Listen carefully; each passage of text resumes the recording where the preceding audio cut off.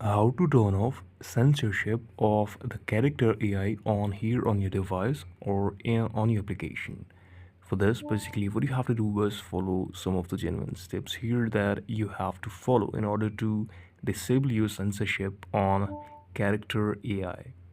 So, that is basically a type of AI that helps you to create AI sensor or AI things to chat, images, and many more.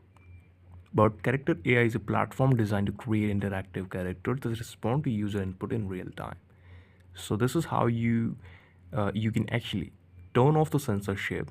The first thing is the very first step in learning is the process of turning off our censorship from the character AI. It involves, let me just show you something. Uh, I will break down it to steps and show this to you. So there are the parameters of AI interactions such as accessing setting.